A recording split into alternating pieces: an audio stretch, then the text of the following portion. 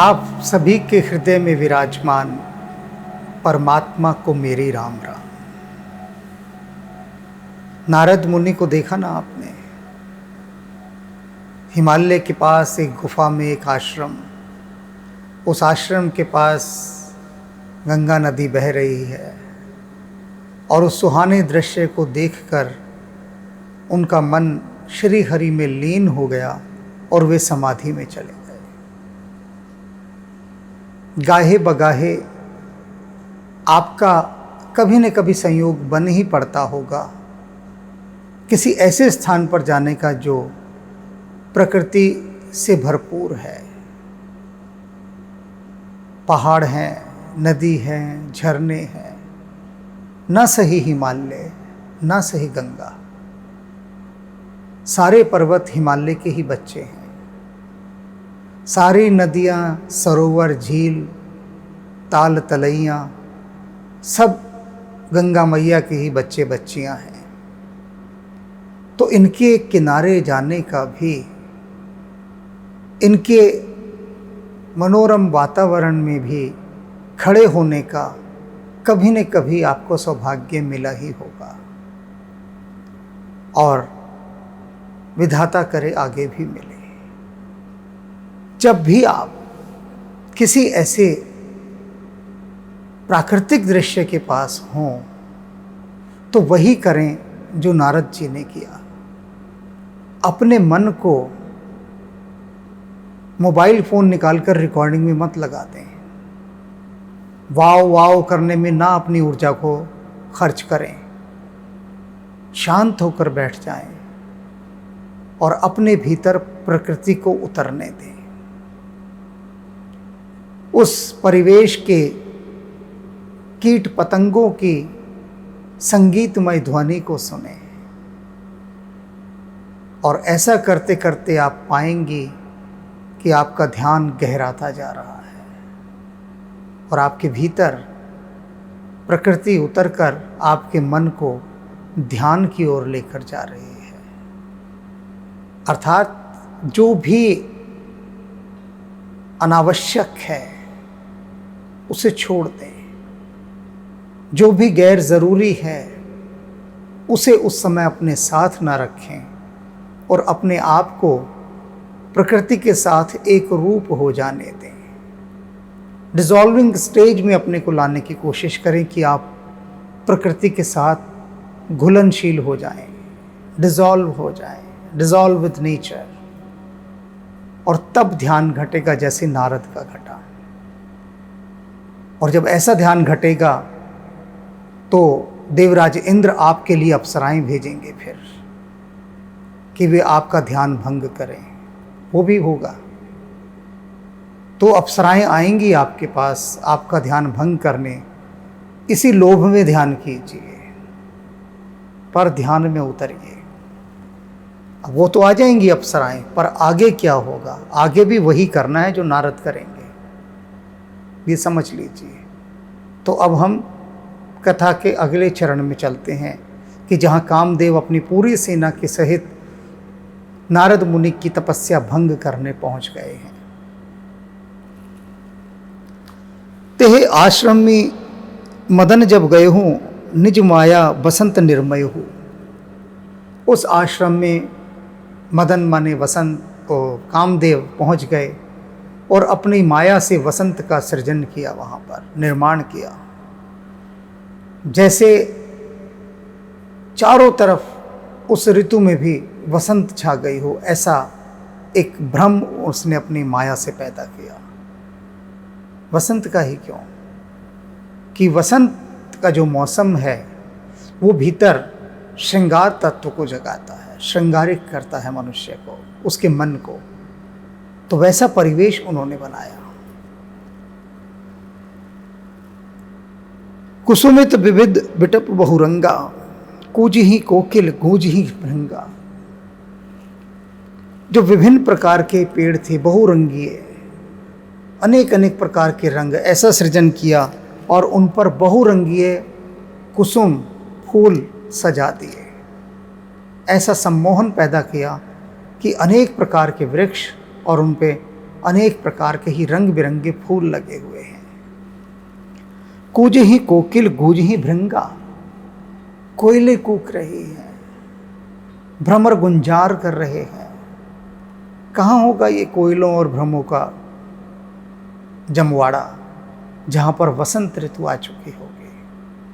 तो वसंत को पूरे यौवन में लाकर कामदेव ने उस आश्रम में प्रकट कर दिया जहाँ पर नारद मुनि समाधिस्थ हो गए थे श्री हरि के ध्यान में। चली सुहावन त्रिविध बयार, काम कृसान बढ़ावन निहार। जो भीतर के काम तत्व को बढ़ाने वाली थी, ऐसी 3 प्रकार की पवन वहाँ पर चलने लगी जो भीतर और उत्तेजना को उत्पन्न कर दे। मधुर सुमधुर हवाएं मन को लहरा दे, जो श्रृंगार से भर दें, जो ऐसी मादक पवन का संचार किया कामदेव ने। रंभा अधिक सुर नारी नवीना, सकल असमर कला प्रवीणा।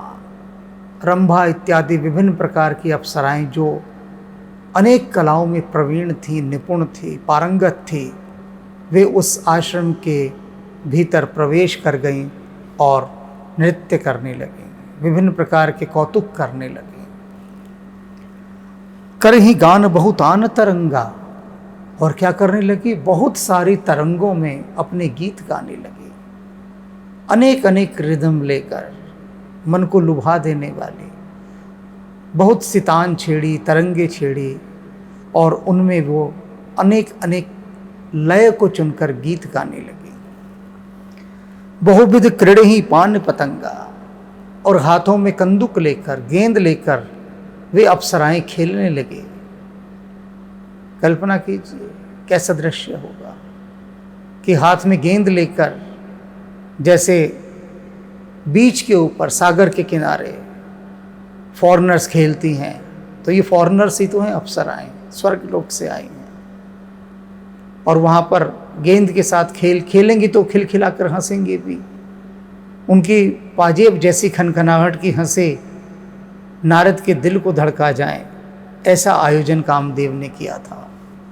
तो उनकी खिलखिलाहट, खेलना, हंसना, मधुर गीत, ये भ्रमरों का गूंजना, कोयलों का कूकना, अनेक प्रकार के वृक्ष और उन पर विविध प्रकार के फूल, पूरा वसंतोत्सव वहाँ पर, मदनोत्सव वहाँ पर कामदेव ने सृजित कर दिया। काम कला कुछ मुन ही न व्यापी। और क्या है, ये सब जब कर दिया कामदेव ने, तो देख सहाय मदन हर्षाना। जो कामदेव थे वो बड़े प्रसन्न हुए कि उनकी टीम ने बहुत अच्छा काम किया है। जो देवराज इंद्र ने पूरी टीम सजाकर भेजी थी कि जाओ और जाकर नारद मुनि की तपस्या भंग करो।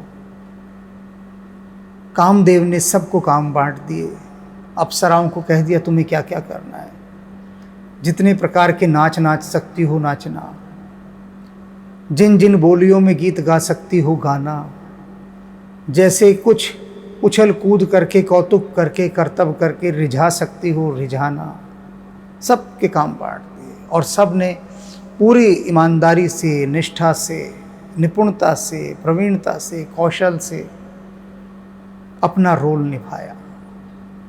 सबको अपना अपना अच्छे से रोल निभाते देखकर कामदेव बड़े प्रसन्न हुए कि अब तो नारद मुनि की तपस्या भंग हो ही जाएगी। किन्हीं सी पुनि प्रपंच विधि नाना। और उसके बाद क्या किया कामदेव ने, और अधिक प्रपंच वहाँ पर आयोजित किए। इनसे ही तृप्ति नहीं हुई, इतनी सारी टीम के बाद भी और माया सृजी वहाँ पर कि जिससे और परिवेश ऐसा हो जाए कि नारद मुनि की तपस्या तत्काल भंग हो जाए। किंतु काम कला कछु मुनि ही न व्यापी। ये कामदेव की जितनी कलाएं थी, जितने कौतुक किए उसने वहाँ पर, जितनी भी प्रकार की उसने नौटंकियाँ की, नारद मुनि की तपस्या को भंग करने के लिए कछु न व्यापी, कोई भी काम नहीं आई। नारद मुनि पर किसी का कोई प्रभाव नहीं हुआ, सब निष्फल, सब व्यर्थ।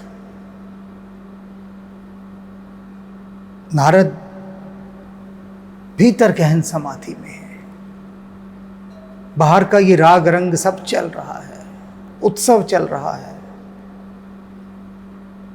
लेकिन नारद को कुछ छू नहीं रहा, क्योंकि गहन समाधि में ऐसे प्रवेश कर गए कि बाह्य जगत से पूर्णतः उनका संपर्क टूट चुका है। अब बाह्य जगत से संपर्क टूट गया तो कुछ भी करते रहिए, कोई परिणाम नहीं निकलेगा। और वही यहां पर हुआ। निज भय डरे हूं मनोभव पापी, सीम की चाप सकई को उतासी, बड़ रखवार रमापति तासु। कहते हैं कि भाई ऐसी उच्च अवस्था देखकर नारद की कामदेव तो डर गया। क्यों डर गया? उसका डरना स्वाभाविक था कि इतने अहंकार से होकर वह चला था स्वर्ग से। उसे तो अपने ऊपर पूरा भरोसा था कि जिस मर्जी की चाहे वो तपस्या भंग कर सकता है, और यहाँ के देखा तो बाजी उल्टी पड़ गई। उसे अपनी इज्जत बचानी भारी पड़ गई कि मैं वापस किस मुख से लौटूंगा। देवराज इंद्र का मैं सबसे अचूक बाण माना जाता था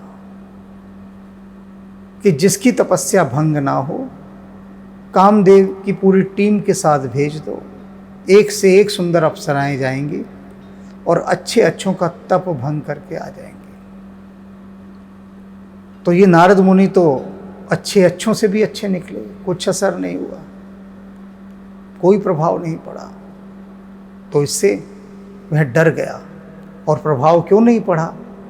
क्योंकि बड़ रखवार रमापति जासो, जिसके रखवाले रमापति हों, लक्ष्मीपति हों, भगवान विष्णु हों, श्री हरि हों, वे जिनकी रक्षा कर रहे हों, उसे कामदेव भला कहाँ छू पाएगा?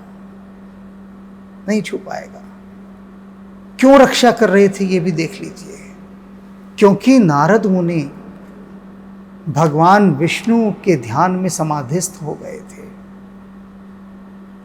और जब आप परमात्मा में समाधिस्थ हो जाते हैं तो फिर आपकी रक्षा परमात्मा करता है, उसका दायित्व होता है। सारा खेल समाधिस्थ हो जाने तक ही है, उसके बाद तो ऑटो पायलट सिस्टम शुरू होता है, फिर तुम्हारे बस में कुछ नहीं होता। समाधि की जब ऊंचाइयां आप छू लेते हैं, फिर परमात्मा का ऑटो पायलट सिस्टम संभाल लेता है। कोई भी बाहर की मुसीबत आएगी, कुछ भी आएगा, वो आपके वायुयान को उड़ने देगा। ये जो ध्यान का यान है, तुम्हारी तरफ आने वाले हर संकट को वो खुद ओट लेगा, खुद, और तुम तक कुछ नहीं पहुंचेगी, कोई आंच नहीं आएगी। और इसीलिए इस समय फिर कह रहा हूं, इस समय, क्योंकि नारद पूर्ण रूपेण श्री हरि के ध्यान में है, तो कामदेव कोई प्रभाव नहीं डाल पाया, कोई भी। सहित सहाय सभीत अति मानहारी मनमैन, गहे से जाए मुनि चरण तब कही सुठ आरत बैन। कामदेव ने कहा भैया इज्जत मिट्टी में मिल गई सारी, किस मुंह से अब लौटेंगे स्वर्ग को? बड़ी फजीहत होगी कि गए तो थे बड़े बनठन के, संवर के, कि नारद मुनि की तपस्या भंग करके आएंगे, और सारे हमारे जितने भी दिव्यास्त्र थे सब व्यर्थ गए। ये सारी अप्सराएं धरी की धरी रह गई, कुछ न बना इन निगोड़ियों से। नारद मुनि ज्यों के त्यों समाधिस्थ। तो हार गया कामदेव, हार मान ली और नारद मुनि के पैर पकड़ लिए। पैर पकड़ने के बाद क्षमा मांगी और उनको बताया सारी स्थिति का कि महाराज मुझ पर क्रोध मत करना, मैं तो जैसा देवराज इंद्र कहेंगे, मालिक का हुक्म हुआ कि जाओ नारद की तपस्या भंग करो, तो मैं तो हुक्म बजाने आया हूँ, मैं तो उनका सेवक हूँ देवराज इंद्र का। तो आप मुझ पर क्रोध ना करें कि मैं आपकी तपस्या भंग करने क्यों आ गया। ये सब देवराज इंद्र का किया धरा है, उनका षड्यंत्र है। तो मुझ सेवक पर आप अपना रोष प्रकट ना कीजिएगा। बड़ी मिन्नतें की, पैर पकड़ लिए। अब कोई और स्थिति होती तो नारद शाप दे देते, क्रोध करते, लेकिन इस समय तो वे श्री हरि की समाधि से लौटे हैं, और समाधि से लौटा व्यक्ति एक अलग ही प्रकार का होता है, उसका आभा मंडल दूसरा होता है। वह उस समय साधारण तल पर नहीं होता, तो नारद भी नहीं है इस समय साधारण तल पर। तो भयउ ने नारद मन कछ रोषा,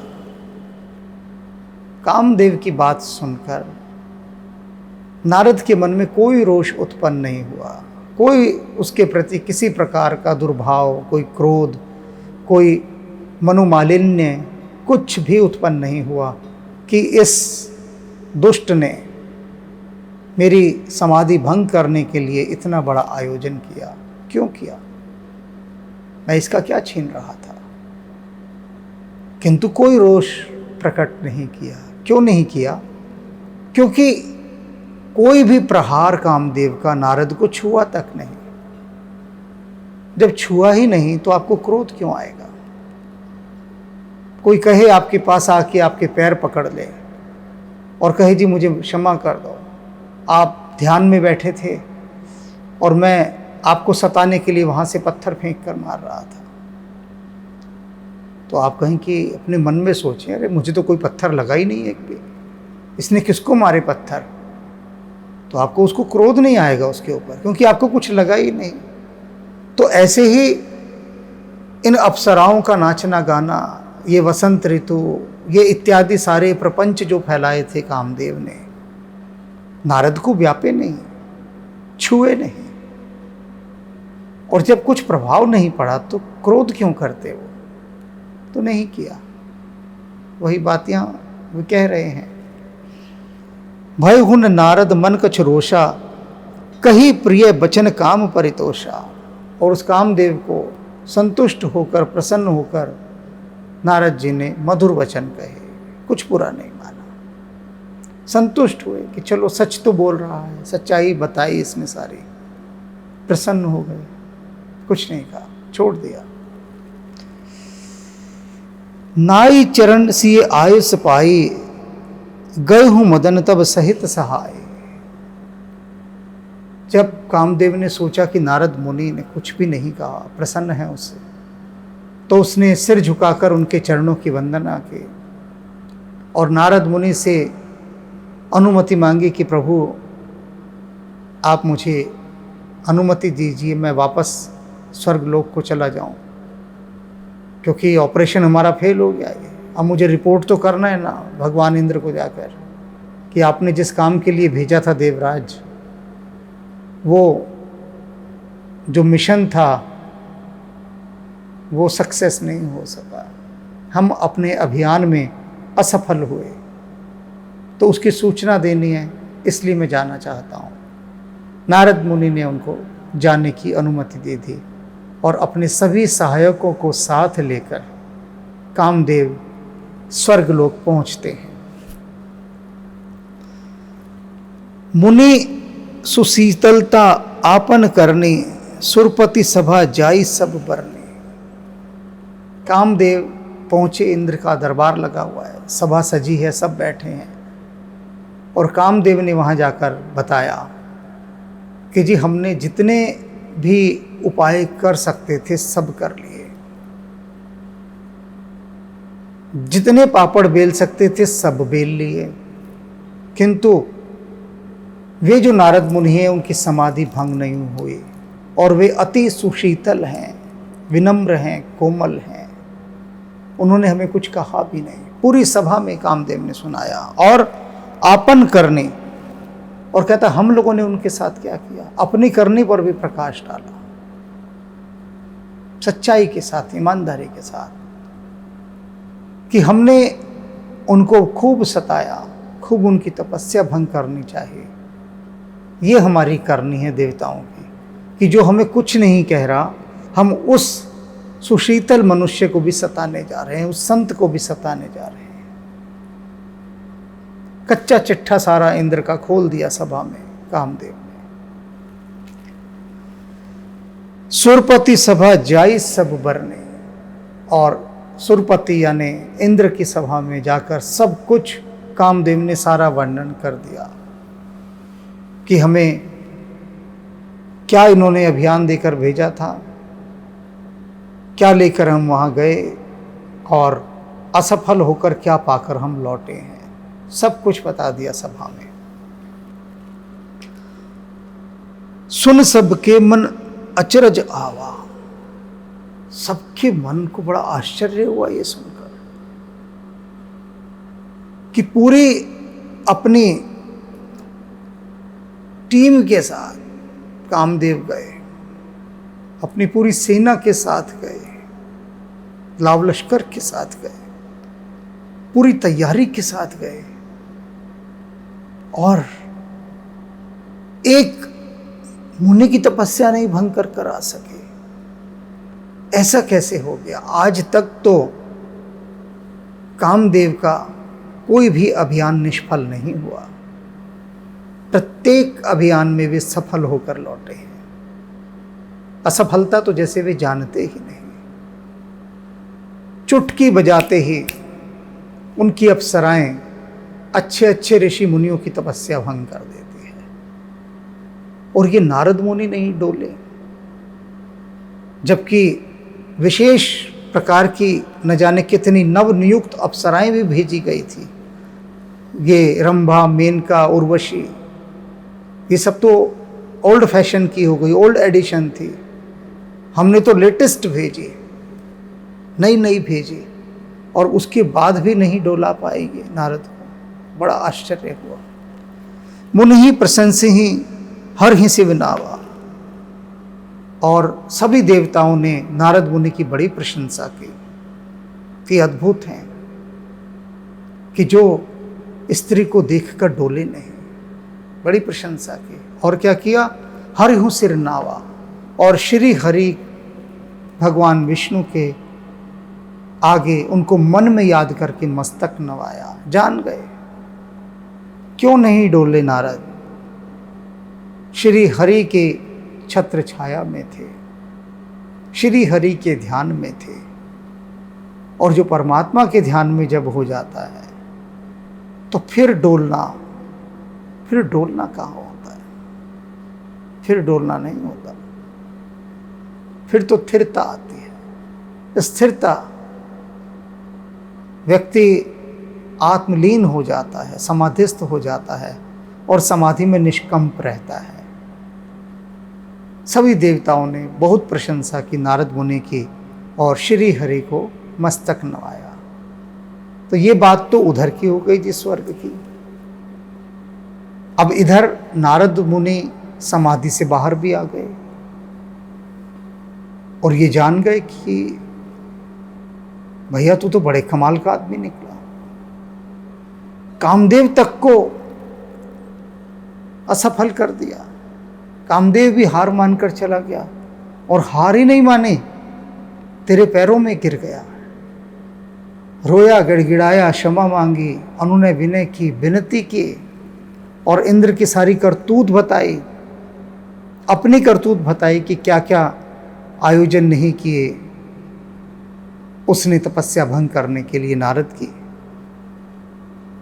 तो नारद मुनि अब जाके देख रहे हैं अब अपने आप को, और अभिमान हो गया स्वयं पर कि मैंने तो कामदेव को भी जीत लिया, और इस अभिमान के नशे में वो चलते हैं।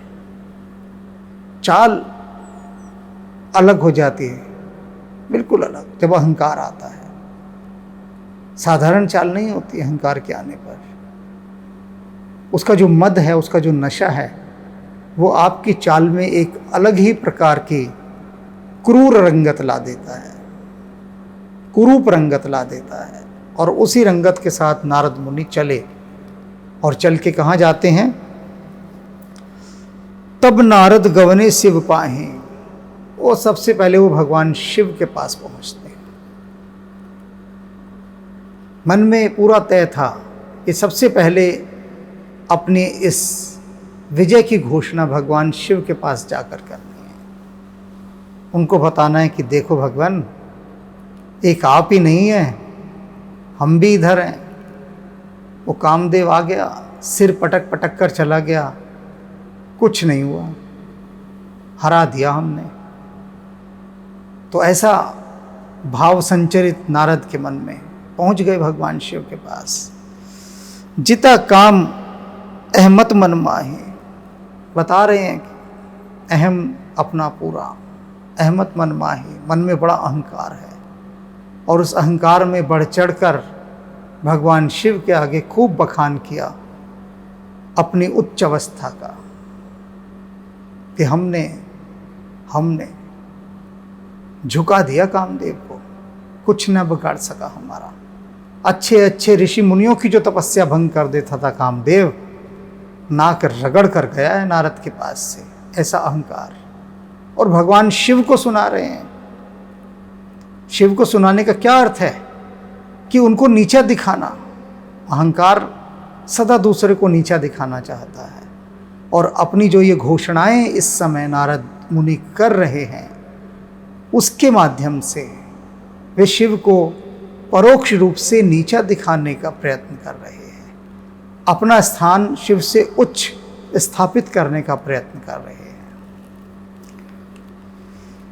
मार चरित्र शंकर ही सुनाए, खूब रस लेकर कामदेव की उस पूरे प्रसंग का वर्णन शंकर जी को नारद जी ने सुनाया। सुना ना भगवान शिव ने बड़े ध्यान से जो नारद मुनि कह रहे हैं, सारी कथा सुन ली उनकी, जो जो उन्होंने डींगे मारी, अहंकार बखाया, सब कुछ सुना। और उसके बाद अति प्रिय जान महेश सिखाए। भगवान शिव को भी नारद मुनि प्रिय हैं। आपको भी जो प्रिय होता है, यदि वो भटकने लगे रास्ते से, अहंकार उसका बढ़ने लगे, तो आप का ये दायित्व हो जाता है, या आपका ही मन करता है किसे समझाऊं कि ऐसे ना बोलो, इतना गुरूर करना ठीक नहीं, अहंकार की इतनी बड़ी बड़ी घोषणाएं करना ठीक नहीं, संभल जाओ, हद में रहो। और भगवान शिव क्योंकि नारद मुनि जी को बहुत चाहते थे, उनके प्रति प्रेम था, तो उस प्रेम के वशीभूत होकर उन्होंने नारद जी को एक सिखावन, एक शिक्षा देनी शुरू की, कुछ समझाना शुरू किया। नारद जी ने जो भी बड़ी बड़ी अभी तक बातें अहंकार से भरी हुई भगवान शिव के सामने कही, उन सब को सुनने के बाद भगवान शिव ने उनको कुछ शिक्षा दी। अब ये क्या शिक्षा दी? ये हम सभी के लिए बहुत ही उपयोगी है, अपने मन में समा लेने वाली शिक्षा है। क्योंकि जो शिव अब समझाएंगे ना, वो हम सबके जीवन को बहुत बदल देगा, बहुत बदल देगा। ये जितनी भी बातें यहाँ पर भगवान शिव बता रहे हैं, ये सारी बातें वो हैं कि जिन्हें यदि हम अपना लें, कुछ दूर इन पर चलने की कोशिश करें, तो वही नहीं रह जाएंगे जो पहले थे। बहुत परिवर्तन हो जाएगा, बहुत परिवर्तन। और इतना परिवर्तन हो जाएगा कि आपको नव जन्म की ओर ले जाएगा। इसी देह में रहते हुए आपका नया जन्म होगा। तो उस नए जन्म से पहले भगवान शिव की हम वे बातें भी हृदयपूर्वक सुनेंगे जो वे अब नारद जी को समझाएंगे। बार बार बिनवऊ मुनि तोहि, जिमि यह कथा सुनायऊ मोहि। तिमि जनि हरहि सुनावऊ कबहू, चहेऊ प्रसंग दुरायऊ तबहू। शंभु दीन उपदेश हित, नहीं नारद ही सोहान। भरद्वाज कौतुक सुनो, हरि इच्छा बलवान। राम कीन चाही सोई होई, करे अन्यथा अस नहीं कोई। शंभु बचन मुनि मन नहीं भाए, तब बिरंचि कै लोक सिधाए। एक बार करतल बर बीना, गावत हरि गुण गान प्रवीणा। क्षीर सिंधु गवने मुनि नाथा, जह बस श्री निवास श्रुति माथा। हर्षि मिले उठि रमा निकेता, बैठे आसन ऋषि समेता। बोले बिहसि चराचर राया, बहुते दिनन कीन मुनि दाया। रामचरित नारद सब भासे, यद्यपि प्रथम बर जी सिंह राखे। अति प्रचंड रघुपति कै माया, जेहि न मोह अस को जग जाया। रूख बदन करि बचन मृदु, बोले श्री भगवान। तुमरे सुमिरन ते मिटी, मोह मार मद मान। सुन मुनि मोह होई मन ताके, ज्ञान विराग हृदय नहीं जाके।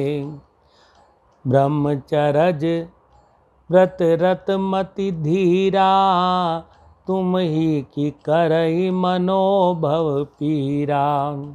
नारद कयऊ सहित अभिमाना, कृपा तुम्हारी सकल भगवाना। करुणा निधि मन दीख विचारी, उर अंकुरऊ गर्भ तऊ बारी। बेगी सो मैं डारी हूँ खारी, पन हमार सेवक हितकारी। मुनि कर हित मम कौतुक होई, अवसि उपाय कर भी मैं सोई।